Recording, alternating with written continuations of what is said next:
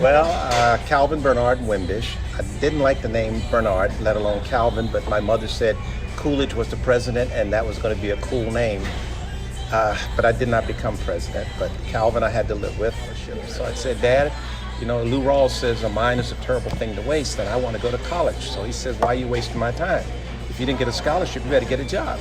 And I said, Dad, I have a part-time job now in high school, senior. He says, well, you better get two.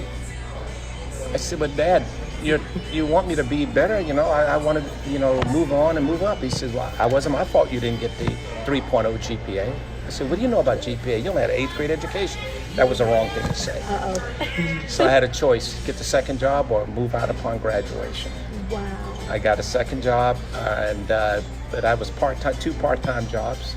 I was a porter or janitor, if you would, in a department store, and worked as a stocker in a grocery store. And Dad comes home about 2 weeks after graduation, says, I got you a full-time job. You're going to work at Bethlehem Steel in Sparrows Point, Maryland. I said, but Dad, I got two jobs. He said, you want to go to college? You got a full-time job plus those. What about my summer? You'll think about it afterwards. So I took that job, worked my two part-time jobs through that summer, and paid my way through college. It was kind of a great feeling, having your own money and being able to pay cash. Absolutely. And I liked it so much. I did the second year until I earned a scholarship in ROTC, and then my last 2 years was with the Army scholarship in college, and finished in the top of the class. Had a chance to go to West Point, but I didn't want to start all over for another 4 years when I was really finishing up. I wanted to go Air Force. I wanted to be an Air Force fast fighter pilot, but Army was the easiest an opportunity because I couldn't afford to go away from home at the time. So you deal with what cards you were dealt with, and upon graduation, I thought I was going to kind of slip away and go to the Air Force assignment, but they had changed the law that says the Army pays your way through college, you're going to go to the Army. So, but I always never forgot I wanted to be a pilot. The day I came out of the stadium, which was an old rock quarry at our college, as I walked up the steps, I could look up and see at the top of the steps my dad in his three-piece suit with his thumbs behind his vest. Mom's standing behind him, and he's next to his best friend, Mr. Brown.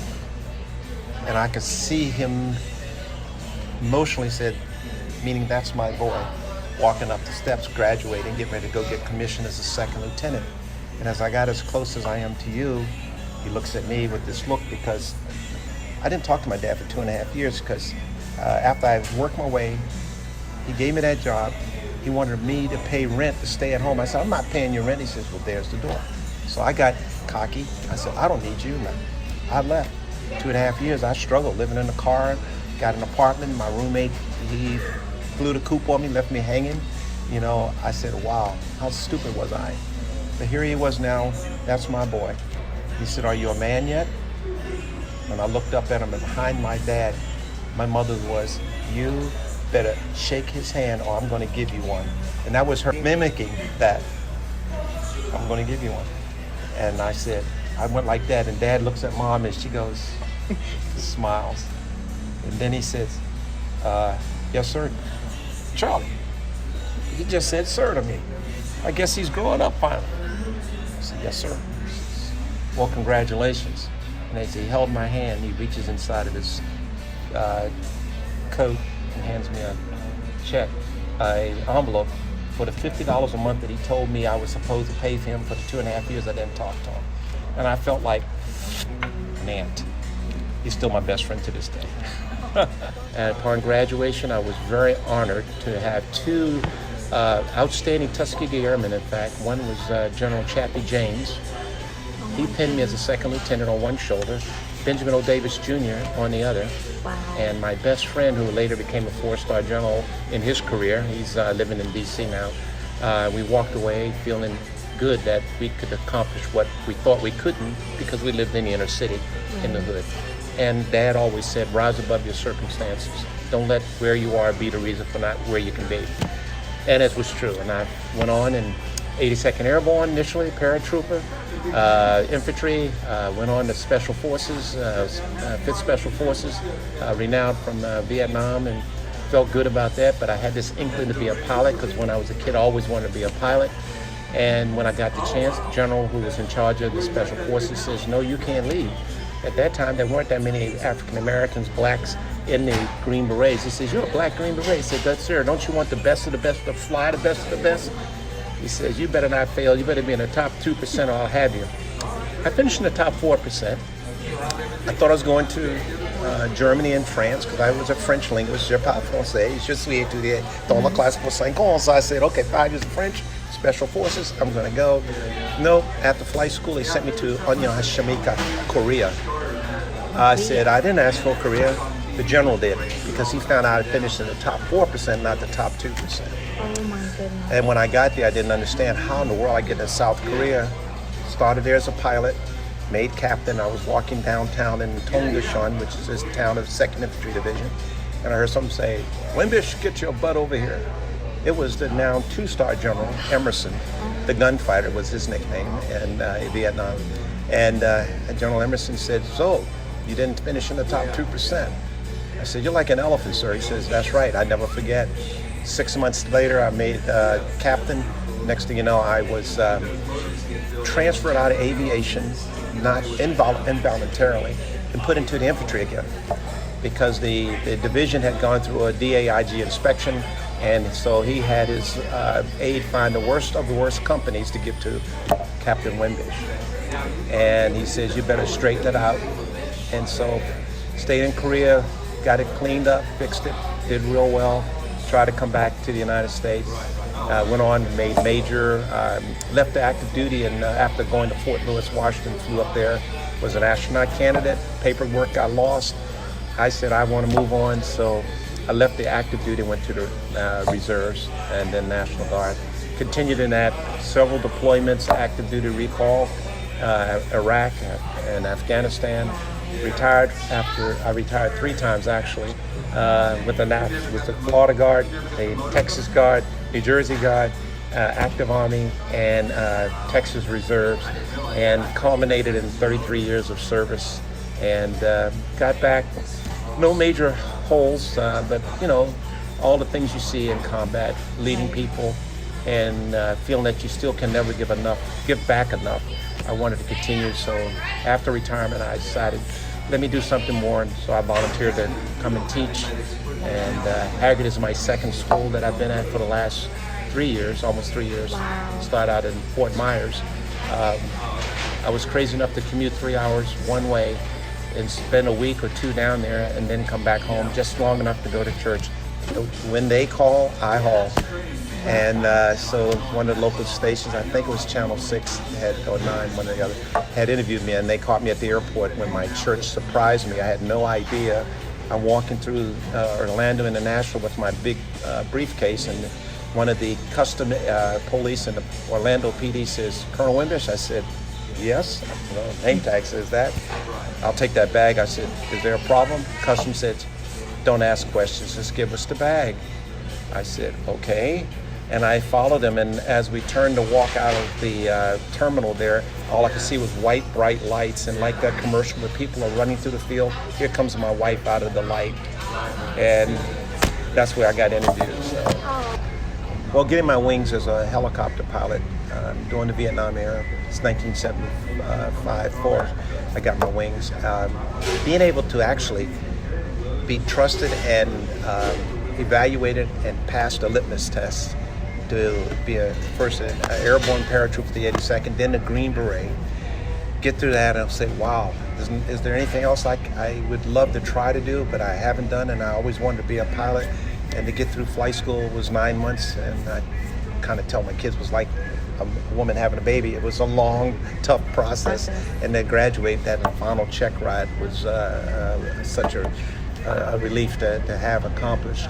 Wow. Getting my first command, didn't expect it because I transitioned from aviation unexpectedly to military intelligence officer. Wow. By the general who said, I needed someone with what you've done. I know you're a great pilot, you're smart, but I need someone to take those skills, transferable skills, and apply to a unit that needed some leadership. So as a young major promotable to lieutenant colonel, they gave me the military intelligence battalion, which is down in Miami now, the 260th Military Intelligence Battalion, and they're all a linguist. So what goes around comes around. A French linguist takes over 21 languages. We had to deploy guys and gals around the world. That was exciting, being able to have that trust and power, and meeting several presidents along the way. Oh, the first jump was a night jump, because on a night jump, your eyes are closed. 1,000, 2,000, 3,000, and you feel that chute and go, thank you, Lord. That first time when they kicked you out the door was like, what am I doing? And but the exhilaration that, oh, it's everything that they trained me to do. Went through it, and when you remembered all of the way in which you should approach the ground, get ready to pull your chute where you can suck in that air and pull your risers down to your belly button and hit the ground and roll and get up and go, I can do this. So that first jump was that, and then when I became a jump master, it was nice kicking everyone else out the door. I bet. That was a good. But I just feel like if I keep it all in and I pass on, what have I done? What's the legacy of others learning what they can do if I can't share what they could do? And blessed is best. You can have all the rest. Good is free. It's number 3. Always say what you are and be what you say. Believe that you're blessed and you'll go all the way. That has been my mantra. If I can get up in the morning and get another chance, and though my body may hurt, maybe my recall is not as swift as it used to be, and I can't run as fast or jump as high, but I'm still blessed. I can still share, and then maybe a nugget someone will pick up on and take it. And I see that with some of the cadets who've graduated to come back and they come to the class. And I've seen it in a couple who've graduated from colleges and universities, and they email me and write me. Ran into a young cadet over at UCF. He's in his senior year this year. When I had him as down in Cape Paul High School back in 2015 and 16, he had a chance to go to West Point. He got upset because he didn't make it. He said, don't give up, don't give in. Got him a scholarship to UCF, and he's one of his top students right now. He'll move on, get his second lieutenant, and move on and be hopefully a blessing to the country. In my wallet, I carry something that every GI talks about, and I'm sure your brother may have remembered, Psalms 91. And every soldier, that's the prayer that the chaplains oftentimes speak to. And Psalms 91 is something, I've carried that now for probably 20 years. And and those are available when soldiers go overseas, because in the chapel, it doesn't matter what your base faith is. But if you got to believe that man or woman to your left or right or in front of you is your brother, is your sister, and you are a band of brothers and sisters, and it's one team, one fight. How can you hate your brother who you see every day, but yet you say you love somebody you've never seen, which is God? People forget that.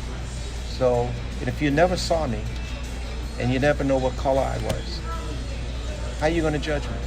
But we judge on the outside instead of the inside. And in Psalms 91, it says, He that dwelleth in the secret place of the Most High shall abide under the shadow of the Almighty. I will say of the Lord, He is my refuge and my fortress. My God, in Him will I trust. Surely He shall deliver thee from the snare of the fowler, and from the noisome pestilence.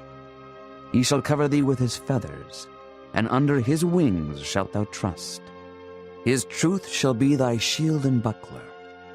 Thou shalt not be afraid for the terror by night, nor for the arrow that flieth by day, nor for the pestilence that walketh in darkness, nor for the destruction that wasteth at noonday. 1,000 shall fall at thy side, and 10,000 at thy right hand, but it shall not come nigh thee. Only with thine eyes shalt thou behold and see the reward of the wicked. Because thou hast made the Lord, which is my refuge, even the Most High, thy habitation. There shall no evil befall thee, neither shall any plague come nigh thy dwelling. For He shall give His angels charge over thee, to keep thee in all thy ways. They shall bear thee up in their hands, lest thou dash thy foot against a stone. Thou shalt tread upon the lion and adder. The young lion and the dragon shalt thou trample under feet. Because He hath set His love upon me, Therefore will I deliver him. I will set him on high, because he hath known my name. He shall call upon me, and I will answer him. I will be with him in trouble. I will deliver him and honor him. With long life will I satisfy him, and show him my salvation. What a little nugget you grab from what you've interviewed me, and anyone who sees this, take a nugget from it, pay it forward. That would be the greatest return on my investment of life that you could do for me.